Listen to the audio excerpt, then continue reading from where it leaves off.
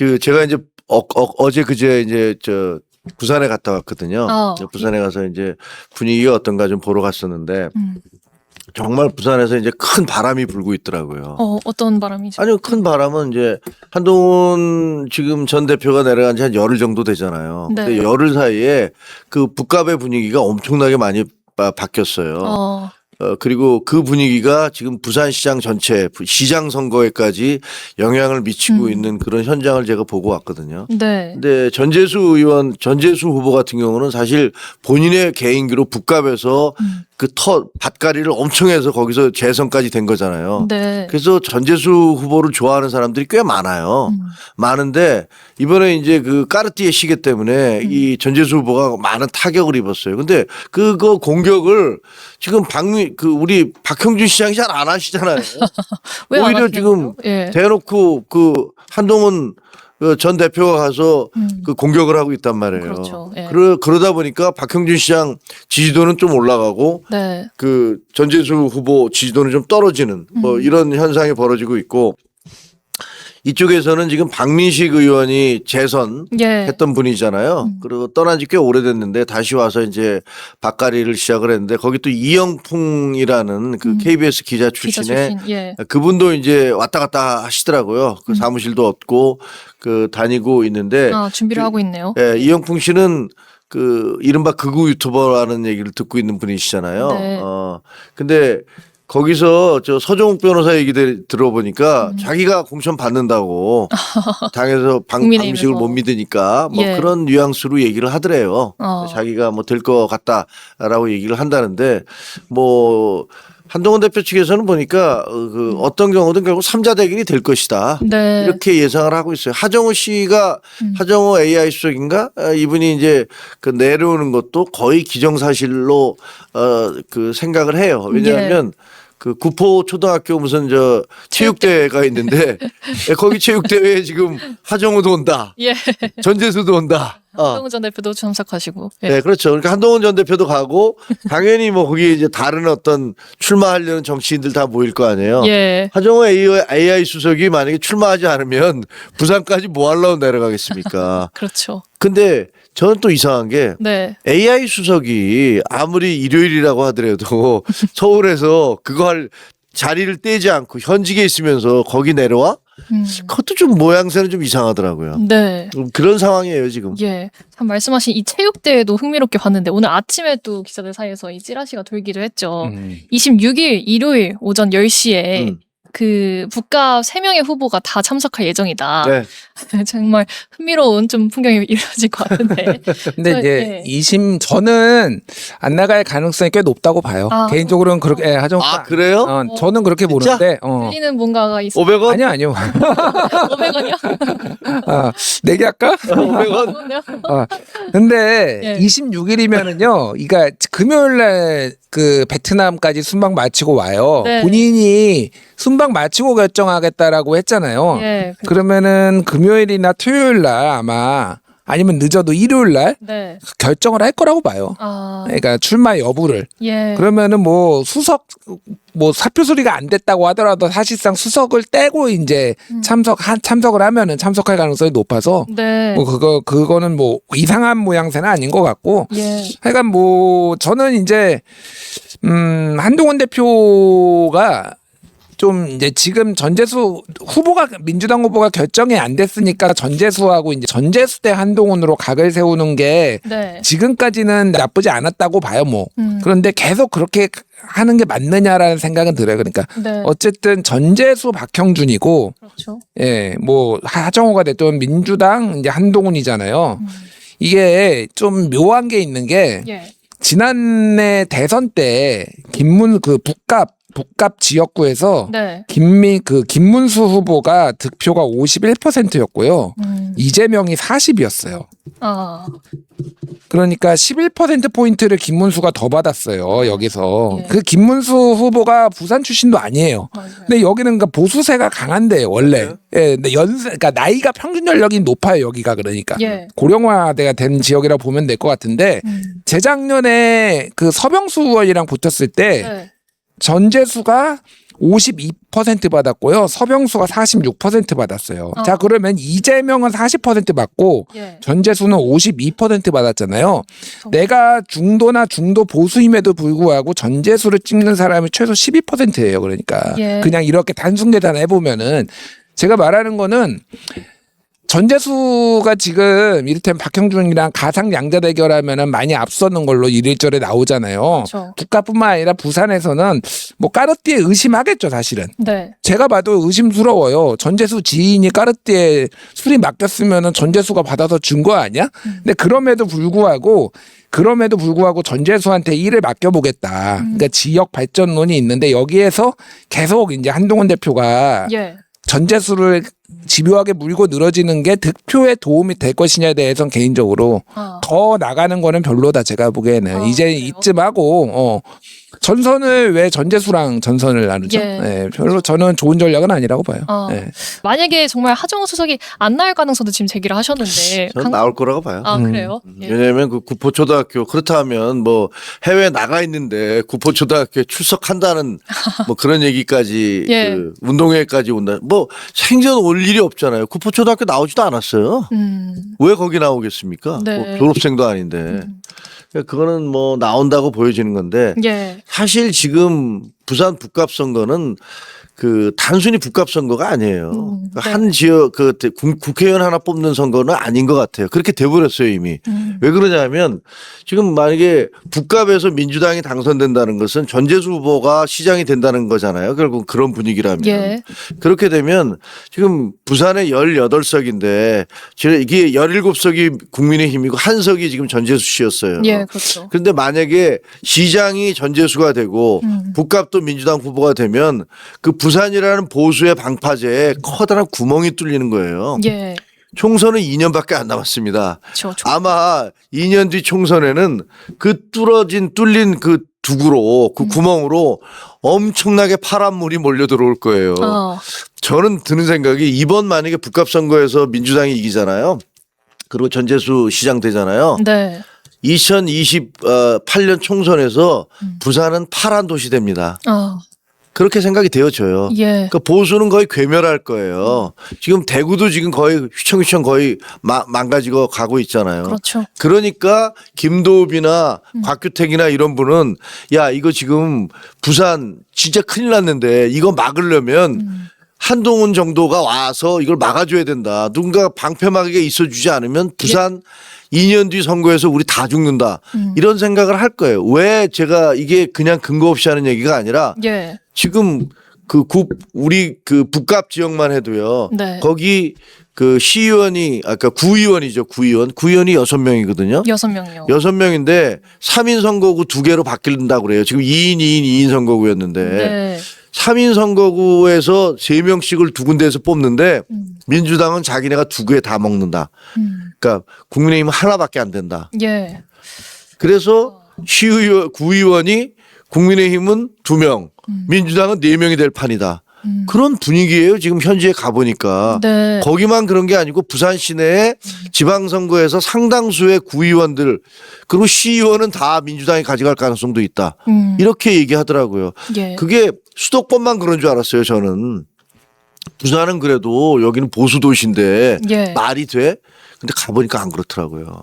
그러니까 거기 구의원이나 시의원들도 정말 두려운 거야. 누군가가 하나 와줘서 예. 보수의 바람을 불러일으켜줘야 되는데 이게 안 되면 우린 다 죽는다 이런 생각을 하는 거예요.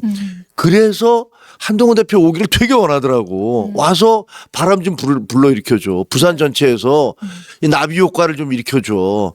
그래서 지장선거에서 이게 뭐 많은 차이가 났던 게 좀 줄었으니까 네. 적어도 박빙으로 지든가 이기는 기적을 보여주든가 예. 이런 게 생기면 보수가 살아남는 건데 그리고 그러면 구의원들이라든가 시의원들도 다수 당선이 될 수 있어요. 예. 근데 지금 분위기대로 가면 그냥 그 풀뿌리 조직인 시의원이나 구의원이 전멸을 할 수가 있어요. 예. 그렇기 때문에 이 선거는 단순하게 북갑 선거가 아니에요. 예. 이거는 사실은 보수의 명운이 걸려 있는 그런 선거이기 때문에 저는 한동훈 지금 그 전 대표가 내려가서 사력을 다해서 하고 있잖아요. 지금 보면 그렇죠. 정말 새벽부터 밤까지 그냥 90도로 절하면서 거기 그 쇼츠 같은 것도 올라오는 거 보면 네. 야, 좀 저러고도 되나 할 정도로 정말 최선을 다하고 있는데 왜냐하면 잘못하면 보수가 지금 진짜로 괴멸할 지경이거든요. 예. 그래서 그런 거예요.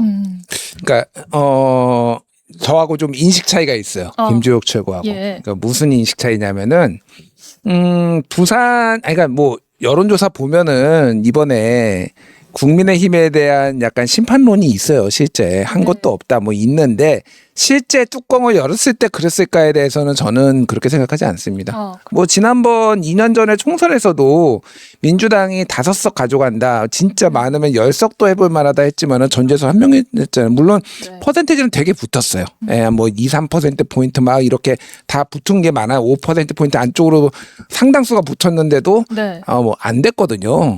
그래서 이제 위기감을 좀 조성을 해서 한동훈 바람을 일으키자는 그건 알겠지만은 그 정도는 아니다. 제가 보기에는 막 보수가 거기에서 전멸하고 그럴 것 같지는 않고요. 예. 근데 한동훈 대표의 역할이 필요하죠. 역할을 제가 부정하는 건 아니에요. 네. 그러니까 이게 강성 보수 이미지는 없고 중도 보수의 성향이 강하기 때문에 네. 지금 장도혁 대표에 대해 불만을 가지신 분들이 상당히 많이 있을 거고 한동훈 대표가 역할을 이제 하는 거는 오케이.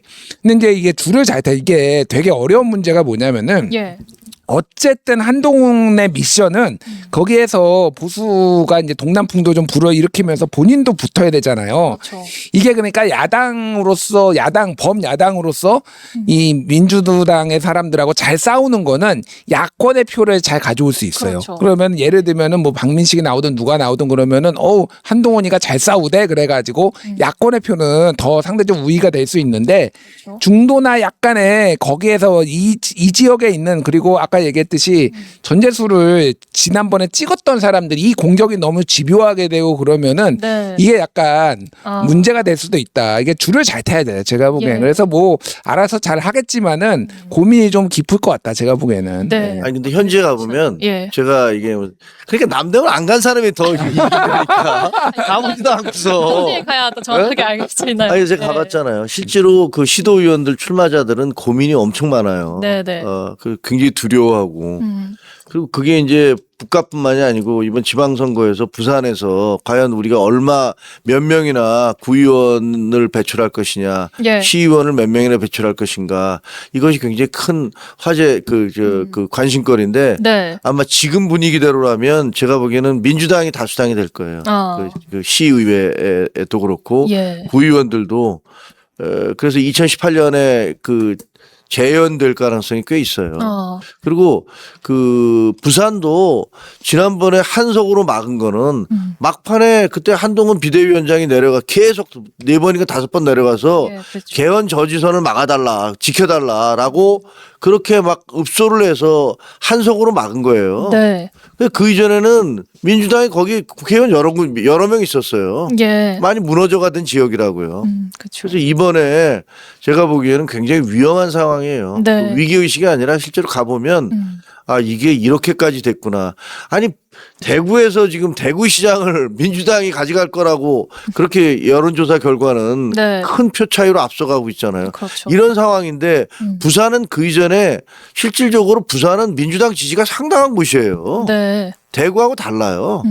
그래서 그런 곳에서 지금 이게 선거에서 무슨 낙관을 할 수 있다? 전혀 아니거든요. 예. 아니 뭐 낙관은 아닌데 그러니까 그때 결과가 어떻게 됐냐면 저도 찾아보니까 네. 부산시의회에 47석이 있는데 그 중에서 41석을 민주당이 가져갔어요. 41석. 네, 그러니까 거의 뭐 이제 충격이었죠. 사실은 그때 자유한국당 입장에서는 충격을 받았는데 이게 이제 뭐 여러 가지 그때 이제 시장도 이제 오거돈 시장이 되고 뭐 그랬는데 한번 이제 교훈이 있잖아요. 네. 오거돈 성추행하고 이제 뭐 예. 그래서 그러니까 저는 당연히 민주당이 불리하지 않다.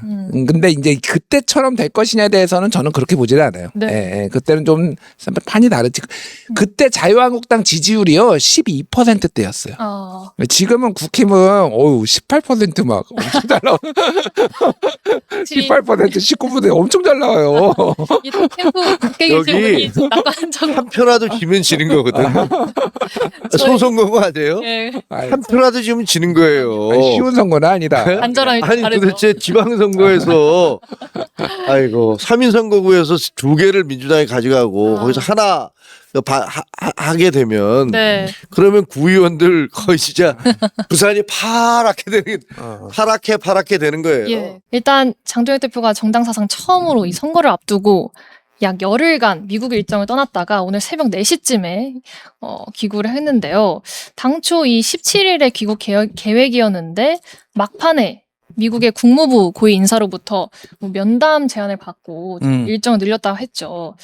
일단 오늘 뭐 기자회견을 하면서 어떤 내용을 주로 다뤘는지 장 대표가 직접 밝히긴 했는데 두 분께 이 평가부터 한번 여쭤보고 싶습니다. 먼저 김주영 최고 이 미국 일정 좀 어떻게 보셨는지. 너무 미스테리한 일들의 연속이었잖아요. 예. 원래 2박 4일로 가겠다라고 하는 것도 갑자기 왜 가지? 어떻게 이런 그 당대표의 일정이 무슨 고무줄도 아니고 그리고 도대체 미국에 어디서 초청했냐? 네. 그랬더니 미국 측이래요. 미국 측이라는 건 없는 거거든요. 백악관이면 백악관, 국무부면 국무부, 국방부가 됐든 아니면 어떤 단체가 됐든 근데 그런 게 없어요. 그러니까 왕복 무슨 지금 알려진 것은 아마 퍼스트 클래스를 타고 다니신 것 같은데 거기에 또 숙박료, 체재비 뭐 이래서 5명인가 뭐 이런 분들이 왔다 갔다 하셨으니까 뭐 예. 적지 않은 돈이 들었을 거예요. 아마 그렇죠. 예상만 해도 몇 억은 들었을 것 같습니다. 그 퍼스트 클래스의 그 비행기 쌍만 해도 몇 천만 원일 텐데 네. 그런 느낌이 드는데 도대체 뭘 하고 온 건지를 잘 모르겠어요. 예. 근데 지금 얘기하시는 건 지방선거를 앞두고 내가 굉장히 중요한 일을 하러 갔다 왔다. 이렇게 얘기하시는 거잖아요. 그래서 가서 그럼 뭘 했는데 그건 얘기해 줄 수가 없다. 이거 아닙니까? 예. 지방선거에 도움이 되는 것을 하러 갔었는데 그 가서 돌아온 사람들 이제 갔다 온 오매불만 기다리다가 아니 어떤 게 있는데 뭐가 있는데 그러니까 나는 그건 밝힐 수가 없어. 예. 너무나 비상식적인 얘기잖아요. 트럼프를 만나고 와도 사실 우리 내부에서 저게 선거에 도움이 될까? 이런 생각이 들어요. 예. 벤스를 만나고 와도 그냥 본인은 어떻게 얘기할지 모르지만 전체적으로 지방선거에서 도움이 되는 건 없어요. 예. 제가 보기에는 플러스가 있겠지만 마이너스도 더 커. 그러니까 그 아무 의미가 없는 거예요.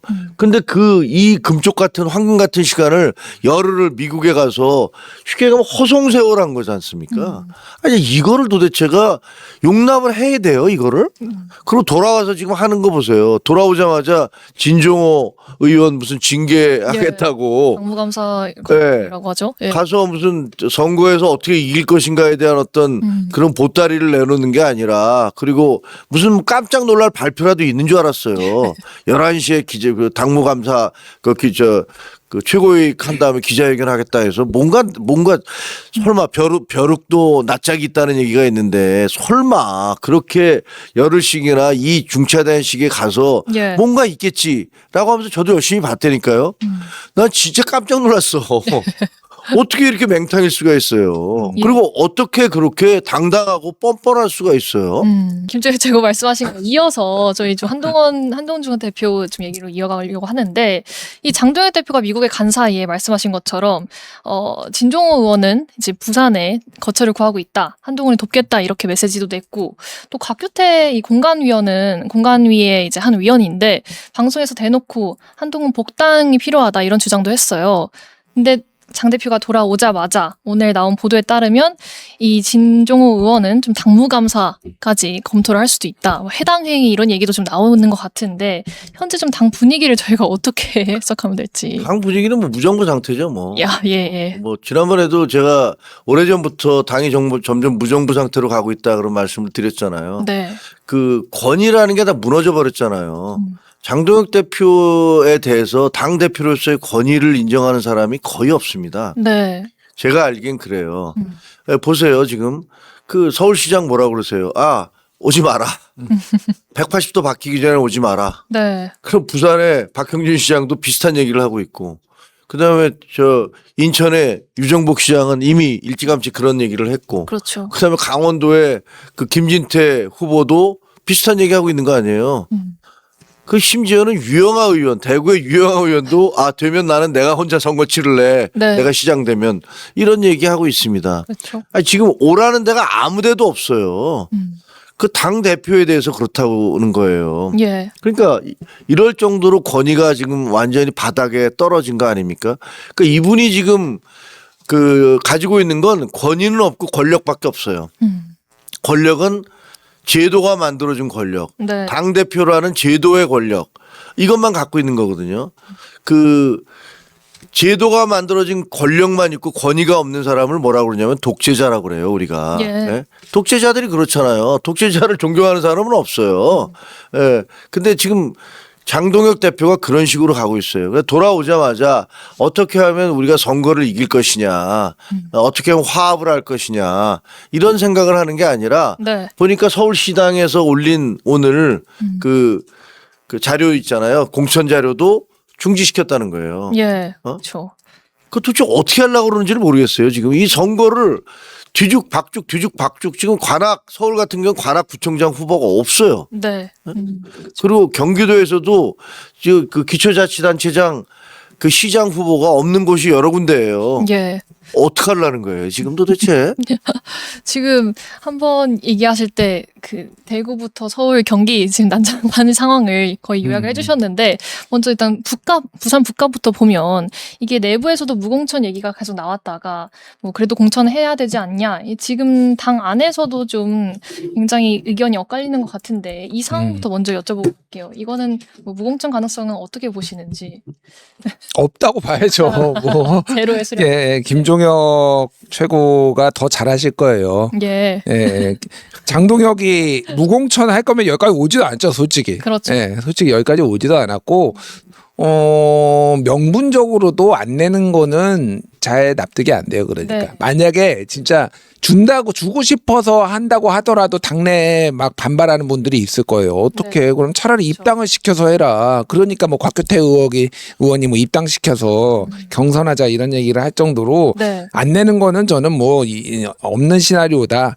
단일화 그래서 뭐 무소속 이제 한동훈 후보랑 네. 뭐 국민의힘 누군가의 후보랑 단일화를 할 가능성은 한 20% 정도 봅니다. 20%. 그것도 그것도 당의 지도부에서는 적극적으로 그렇게 못하게 할 테고 네. 그렇게 뭐 가해서 그냥 삼자구도라고 생각하고 어느 후보든 거기에 본인이 이기면 될 것 같고. 예.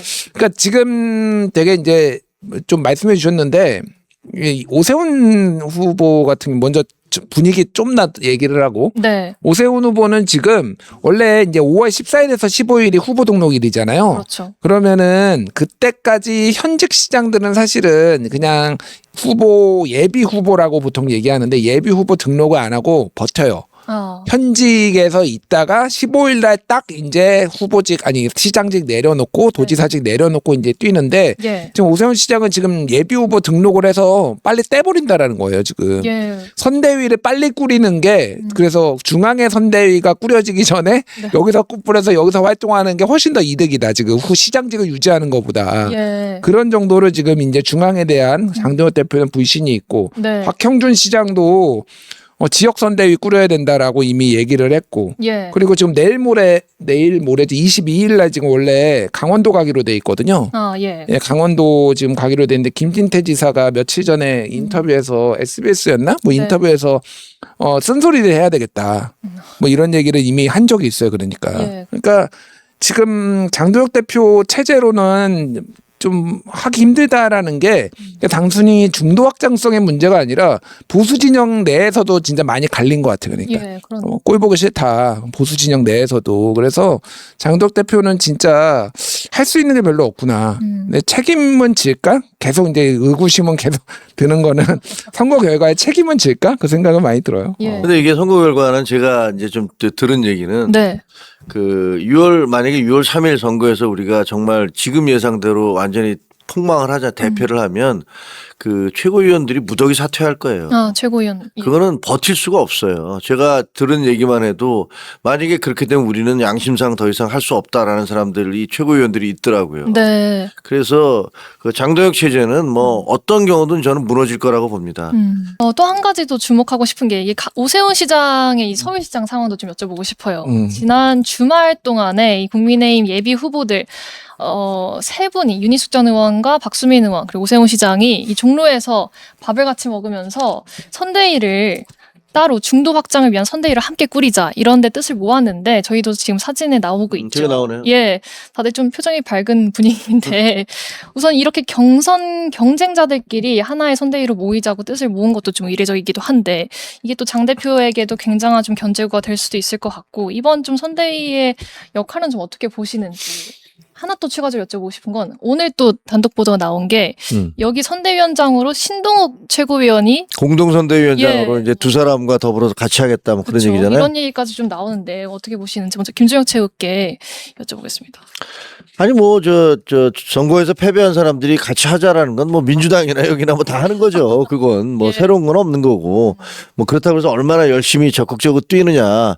근데 사실 그 윤희숙 전 의원이나 네. 그다음에 박수민 의원은 그 표는 별로 없잖아요. 그러니까 본인들이 큰 조직을 갖고 있는 분들은 아니에요. 네. 그냥 한 지역의 국회의원이고 그다음에 국회의원 했던 분이고 그래서 그 상징적인 의미가 있는 거지. 그런 분들의 상징적인 의미. 아 어쨌든 이 조직이 완전히 서로 갈리지 않고 네. 끝나고 난 다음에 함께 가는구나라는 그런 의미가 있는 것 같은데 예. 신동욱 의원에 대한 것은 어떤 느낌이 드냐면 아 이분이 당권을 생각하고서 혹시 안 되면은 그 윤호개인이나 뭐 어쩌 친윤들 뭐 이런 분들하고도 약간 그 표를 얻어야 된다는 걸 그런 복합적인 계산을 하고 있는 거 아닌가? 네. 라는 느낌이 좀 들어요. 왜냐하면 보시다시피 지금 다 강남 쪽이잖아요. 강남 예를 들면 저 박수민 의원도 그렇고 네, 네. 그럼 서초의 신동욱 의원도 그렇고 그다음에 윤희숙 의원은 뭐 그 이전에 강남 국회의원 했던 분 아니에요. 네, 그렇죠. 그리고 그 성수동에서 나가서 중구 성수에서 뭐 떨어지긴 했지만 예. 그런 걸 보면 아니 뭐지 오히려 강북 쪽에 있는 사람들 뭐 누구를 그 같이 예를 들면 김재섭 의원이라든가 뭐 예. 나이도 젊고 그렇죠. 그렇게 하는 게 더 현실적이 아닌가라는 생각이 들었었는데 근데 그렇게 안 하시더라고요. 그래서 이거는 뭐지? 저는 약간 좀 의외였어요. 예. 사실 당권파로 좀 꼽히기도 하는데 신동 최고가 왜 여기로 지금 거론이 되고 있다고 보시는지 분위기 어떻게 보시나요? 예. 뭐 본인이 이거를 그 의지가 있는 건지는 지금 모르겠어요. 네. 언론 보도 나와서 저도 확인은 못 해봤는데 아직. 만약에 이거를 이제 공동선대위원장에 들어가면은 소위 말하는 당권파에 이제 균열이 생기기 시작했다라고 봐야죠. 그 균열이라는 게 뭐냐면은 쉽게 얘기하면은 신동욱 최고도 당권파기는 하지만은 약간의 이견이 있었어요. 그러니까. 예. 이제 서울시장 후보로 이제 거론이 되고 본인이 했을 때 노선 전환을 장동혁 대표한테 요구했다. 이대로는 안 된다라는 나가는 조건으로 약간 이런 것들이 얘기가 있어요. 네. 그래서 이제 완전히 극우 강성이라기보다는 그냥 좀 체제 안정적인 그런 거를 택했는데 지금 장동혁의 미래가 불투명하다라고 이제 뭐 장동혁 개도 아니에요 사실은. 그리고 뭐 장동혁 개는 네. 이제 김민수나 뭐 그렇죠. 박민영, 장해찬 이쪽이 이제 장동혁 개라고 보는 거지. 네. 당권파에 균열이 가기 시작했다라고 보는 게 맞을 것 같고 뭐 나머지 박수민 의원이나 윤희숙 전 의원은 사실 예. 이게 내부 경선이 이제 치열하면은 이게 흥행은 되는데 약간 앙금이 나와요. 예. 예. 그리고 내부 경선이 해보나 마나면은 재미는 없는데 잘 뭉쳐요. 이게 딱 그 후자 얘기거든요. 솔직히 제가 이제 윤희숙 전 의원이나 박수민 의원 최근에 다 인터뷰도 했어요. 제가 진행하는 방송에서. 네. 예. 굉장히 다 밝으시더라고요. 표정이.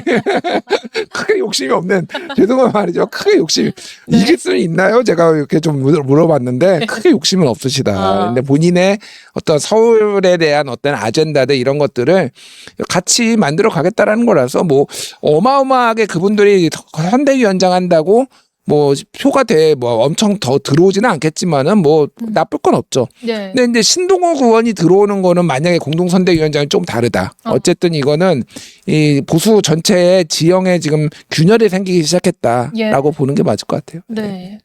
좀 경기도 상황도 한번 여쭤보고 싶은데요. 이번에 이제 민주당에서는 추미애 의원이 아예 후보로 확정이 됐고 반면에 국민의힘은 아직도 후보가 지금 정해지지 않은 상황에서 뭐 일각에서는 개혁신당이 지금 경기지사 후보로 조응천 전 의원 뭐 출마를 지금 준비하고 있다 이런 보도도 나온 상황인데 뭐 김주영 최고도 경기지사 출마 뭐 누가 장난삼아 그렇게 얘기를 그런 했죠. 얘기도 돌긴 했고. 저한테 뭐 저 후배 당협위원장들이 예. 형 나가 안 되겠어 뭐 이런 얘기해서 내가 예. 그래 그럼 밀어줄 거야 라고 했더니 이제 진짜로 그게 막 돌고 돌아서 예. 그런 얘기들이 있었는데 네.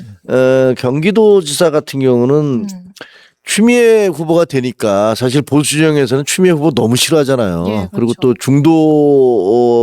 중도적인 유권자들한테도 인기가 높지 않은 건 사실이에요. 네. 그러니까 해볼 만한 거 아니야? 뭐 이런 얘기가 나오고 있는데 추나땡 이런 예. 그런데 지금 이제 후보들 면면으로 보면 사실 굉장히 좀 어렵죠. 예. 어려워서 글쎄 이렇게 되면 그냥 양양자 후보가 제일 좀 그나마 유력하지 않을까 예. 이런 생각이 들어요. 그래서 이제 대비도 되고 두 사람의 그 대비도 되고 근데 참 웃긴 게 그 양양자 후보는 호남분이잖아요. 예. 근데 국민의힘 후보가 될 가능성이 있고 그다음에 그 저 추미애 후보는 영남분이잖아요. 경북분이잖아요. 근데 지금 민주당 후보가 됐어요. 그래서 아 이게 참 특이하긴 하구나 네. 라는 생각이 드는데 시간을 질질 끌면서 우리는 한 달 이상 끌었잖아요. 그러니까 양양자 후보가 이게 공천이냐 이게 엽기지라고 얘기한 말이 그 저는 일리가 있다고 생각해요. 멀쩡한 후보 놔두고 뭐 삼성 출신 여기 삼성 출신 있는데 삼성 출신 원해. 그렇죠. 그리고 무슨 AI 전문가 원해. 여기 그쪽 전문가인데 예. 반도체 전문가인데 뭐 이런 식으로 계속 상처를 주는 그런 방식으로 공천이 진행돼 왔어요. 네. 이번 공천은 아마 역사에 남을 공천일 거예요.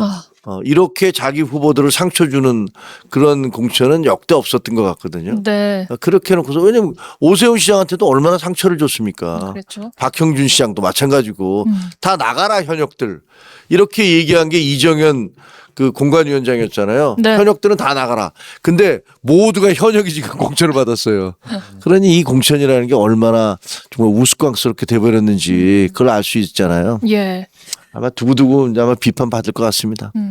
이 추미애 대 아직 정해지지 않은 야권 후보 좀 이 구도는 결국에는 추미애 후보한테 유리하게 흘러갈 거라고 좀 보시는지. 근데 추미애 후보를 너무 솔직히 물러봐요. 제가 보기에는 너무 만만하게 본다. 그래요. 예, 그러니까 뭐 비호감도가 있죠. 그러니까 소위 말하는 빠와 까를 다 미치게 하는 약간 그런 이제 추미애 캐릭터 뭐 이런 게 있는데. 네.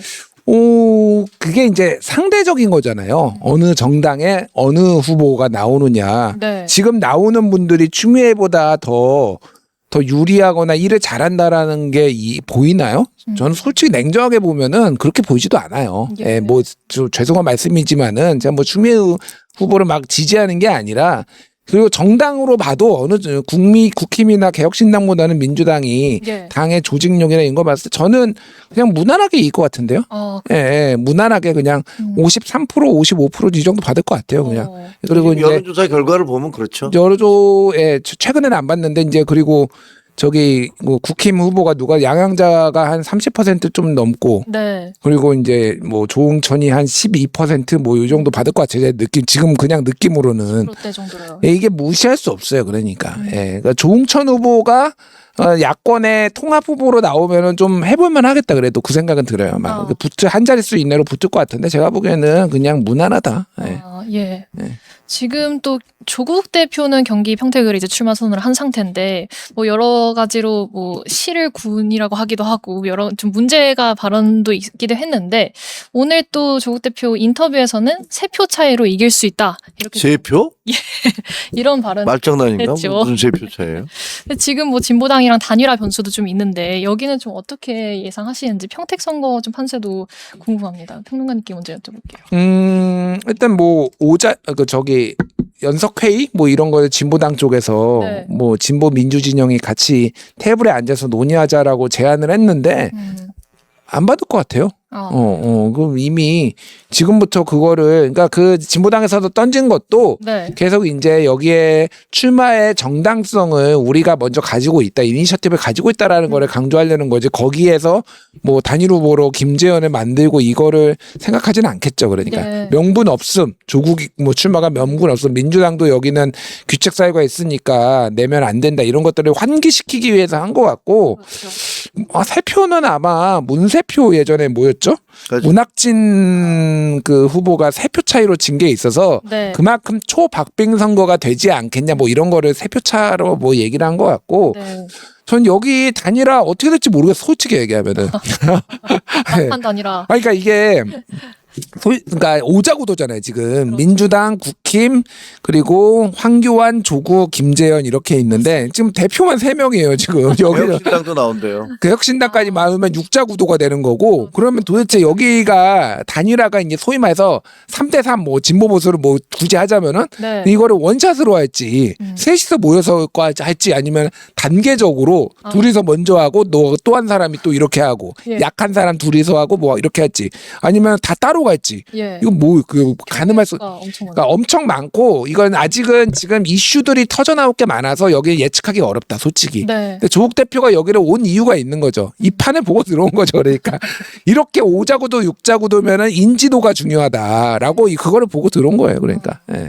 참 지금 언론에서는 또 조국 대표랑 한동훈 전 대표를 굉장히 비교하는 그런 기사도 많은데 뭐 생존 게임을 지금 하고 있다. 뭐 이렇게 좀 두 전 법무장관을 비교하는 좀 그 구도. 비교가 되나요?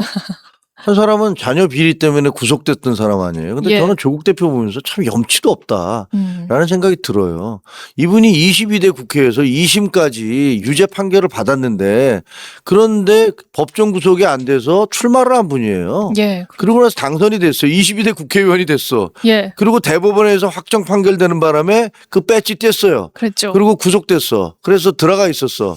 그러다가 사면 복권 받아서 나온 사람 아닙니까? 얼마 있지도 맞습니다. 않아서. 예. 그러고 난 다음에 그 22대 국회에서 다시 출마하고 있는 거예요. 이게 무슨 코미디 합니까? 아니 이거 해방 이후 처음일 거예요 도대체. 아무리 사람이 염치라는 게 있는 거지 그 국회에서 그 배지 떼고 물러난 사람이 다시 그 국회로 들어오겠다고 예. 지금 삐적삐적 다시 출마하시겠다는 거 아닙니까? 이러다 보니까 김용 씨 같은 사람도 2심에서 2심까지 지금 징역 5년 확정 선고 받았는데 대법원 판결 앞두고 자기도 나도 나오겠다 이러고 있는 거 아닙니까? 네. 진짜 이상한 선거예요. 김경수 씨 같은 경우는 아니 정말로 딴 것도 아니고 이분은 드루킹 사건에서 선거법 위반이 아닙니까? 그렇죠. 예. 아니 이런 사람이 2년 실형을 살고 나온 사람이 갑작스럽게 경남지사로 다시 나와요? 자기가 경남지사 했다가 구속됐다가 네. 다시 글로 나와? 이것도 말이 안 되는 일이거든요. 그 전재수 씨도 까르티에 뭐 이런 논란이 이렇게 있는 건데 뭐 그걸 받았는지 안 받았는지 밝히지도 않고 예. 뭐 이상한 얘기하고 계시잖아요. 뭐 받았다고 안 받은 걸 받았다고 해도 죄고 받은 걸 안 받았다고 해도 죄고 그것도 말이 안 되는 얘기거든요. 예. 안 받은 걸 받았다고 그러는 게 어떻게 죄가 돼요? 그거는 자기 스스로 불이익을 뒤집어 쓰는 건데 그러니까 말이 안 돼서 이게 진짜 정치판이라는 게 사람들을 민주당이 그리고 뭐 범민주당이니까 조국 씨도 뭐 민주계니까 네. 국민들을 정말 우습게 본다. 아니 이렇게까지 해도 되는 거냐. 뭐 이런 생각이 들어요. 약간 분노감 같은 게 저는 있어요. 예. 말씀하시면서 좀 언급했던 이 김용 전 민주연구원 부원장 이번에 좀 출마 가능성은 어떻게 보고 계신지 김주일 평론가께 여쭤봅니다. 아니 당 지도부에서는 김용 출마하는 게 부담스럽죠. 예. 여러모로 부담스러운데 하나는 선거 구도가 말씀하셨다시피 이제 좀 이 지역에서 또 보궐선거 열리게 지금 무책임하게 공천하는 거 아니냐 뭐 이런 우려도 있고 전체적으로 이제 뭐 소위 말해서 이제 범죄자들을 많이 공천한다 뭐 이런 이미지가 좀 세지는 것도 있어서 네. 그리고 사실 이제 정청래 대표 입장에서는 김용이 들어와서 막 이렇게 친명의 그립감이 세지는 것도 딱히 바라지는 않을 거예요. 그러니까 예. 안 주고 싶은데 워낙 지금 경기도에 출마한 사람들 26명의 후원회장을 맡았대요. 김용 부원장이. 예. 그 정도로 이쪽에서는 이제 파워가 지금 있는 진영 내에서는 그러니까 네. 그래서 평택을 얘기가 나오는 거예요. 진짜로. 아. 그러니까 안산을 원하는데 예. 안산갑을 원하는데 안산갑은 지금 김남국. 뭐 김남국도 있고 사실 다 좀 하자가 있거나 좀 논란이 있어요. 최근에 그 안산 지역 신문에서 여론조사한 거 보니까 전해철이 1등이에요. 28%로. 그리고 김남국이 20%로 2위. 김용은 8%로 3위더라고요. 그 지역에서는. 네. 전해철 의원이 여기서 오랫동안 했기 때문에 아직도 여론이 있고 조직이 있는데 이제 비명이니까 반명이죠. 비명이 아니라 그러니까 예. 정청래가 만약에 정청래 대표가 주면은 싸우자는 걸 거예요. 아마 이거는 거의 그렇게 당원들은 인식을 할 거라서 그럴 가능성이. 그러니까 뭐 중요한 거는 그래서 평택 을에서 살아나와봐라. 예. 이렇게 보낼 가능성도 있고 말하신 대로 조국 대표도 2심까지 유죄였는데 네. 비례지만은 어쨌든 당을 이렇게 선거에 나왔고 그러니까 이게 명분이 있는 거. 조국도 나왔으니까 김영도도 거기 가서 그렇게 될 가능성이 얘기가 나오더라고요. 근데 그거는 그냥 호사가들의 얘기인지 아니면은 진짜 당에서 진지하게 나오는 얘기인지 솔직히 모르겠어요. 예. 평택 유권자들이 무슨 죄졌어요? 들어가면 참, 예, 그렇게 되면 거의 몇 파전, 그대로 7파전까지도 갈 수 있는 걸까요? 뭐 5파전 확정인데 지금 네. 뭐 6파전, 7파전까지 파전 먹고 싶다. 이런 막판에 아직 아 진짜야 파전 갑자기. 비도 오늘도 오는데. 비는 오는데. 오늘도 이렇게 1시간이 훌쩍 지나갔습니다. 저희가 오늘은 좀 많은 이슈를 다뤄봤는데 참 그 사이에 저희 이 애칭 투표도 완료를 했습니다. 무려 555명이 참여를 해주셨는데 1위가 감별사 39%로 1위를 했네요. 사실 비하인드를 좀 말씀드리자면 이 감별사는 저희 평론가님께서 또 아이디어를 제시해 주셨죠. 그러니까 예. 정품쇼 예. 진품인지 아닌지 가리려면은 감별 전문위원들이 하셔야 되니까 감별사를 제가 이제 툭 던졌는데 네. 보는 눈이 틀리지가 않네요. 대중과 함께 우리 국민들과 함께 호흡하는 이 호바해. 국민 눈높이.